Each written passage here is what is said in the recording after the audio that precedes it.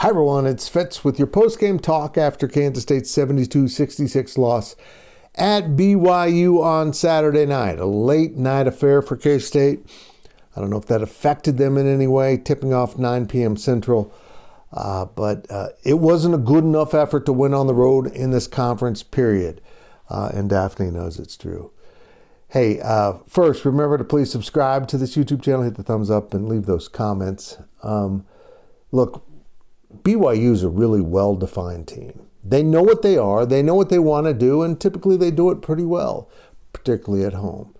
It's kind of like playing that team of older guys in the City League, and they're savvy, and they stick an elbow in your ribs, and they'll hit that three-pointer, and they don't ever do anything that seems spectacular, but they beat you. And that's what happened at K-State. They just got beat. They didn't shoot the ball well enough. Ongoing issue at times for Kansas State. They just don't seem to mount the kind of offense you need, particularly on the road to win in this conference. They fell behind by 17 in the second half. I mean, Day-Day Ames starts with 8 points and he ends with 8. And then Arthur Kaluma comes surging on in this game and ends up with 18 and almost carries K-State back. Got him to within 3 down the stretch, but defense, which is typically one of K-State's strongest attributes, just completely collapsed as they allowed a BYU guy just to get an easy lay-in at the rim. It hardly defended, a complete breakdown, and that broke their back. That they were just down to one more mistake and it's over. It happened. It was over. K-State started off fine. They got off to the good start, and then they just kind of weren't as cut out on possessions as they need to be, and that is an issue with this team. 16 turnovers, too many turnovers again. But playing a team like BYU that values possessions offensively and defensively, when you don't seem to have that same urgency, well, it's going to come back and haunt you.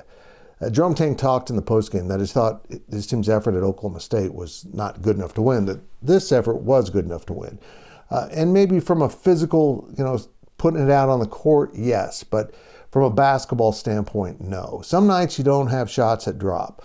But what I saw from K-State in this game was some really dreadful offense. Cam Carter wasn't particularly good, and Tyler Perry might have been worse. Those two combined to go 1 of 14 from three-point range. Those are your shooters. Those are your guys you're counting on to make those shots. And it's not like a lot of them were contested either. They kind of got some open looks. Kaluma was 3 or 5. Ames was 2 or 3.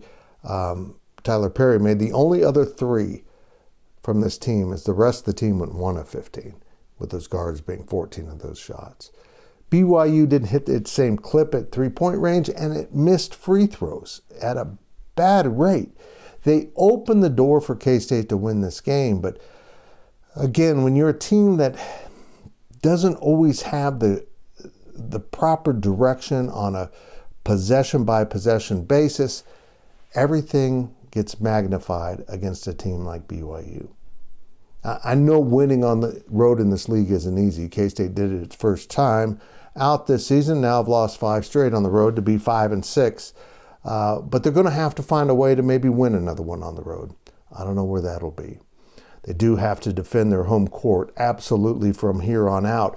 And the next one up is TCU next Saturday, because K-State has arrived at a bye week, the bye midweek. Other teams have taken it. Now the rest of the league are getting theirs in the middle of this week, so a lighter Big 12 schedule throughout the week, and K-State is going to get some rest. In fact, Coach Tang said in his postgame radio show he's going to give the guys some time off here.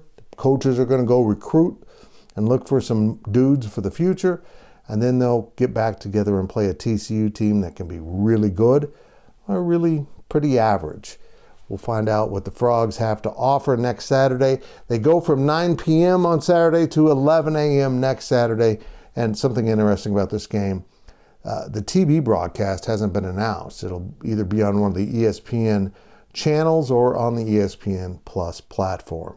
I would guess that after this loss. We'll see what happens here. K-State's now 5-6 in the conference, and really all that counts for this team is trying to get to 9-9. And if they protect that home court against everyone else who's coming in, they will get to 9-9. We'll just see if they can do it. 4 at home, 3 on the road, the rest of the way in the conference before the Big 12 tournament. And this team can get it done, but it's going to take those little moments where you got to be more focused than they have been.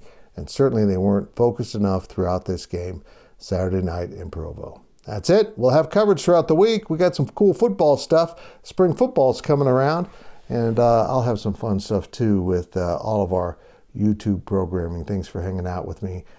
Daphne, you got anything to say? Nope, she's got nothing.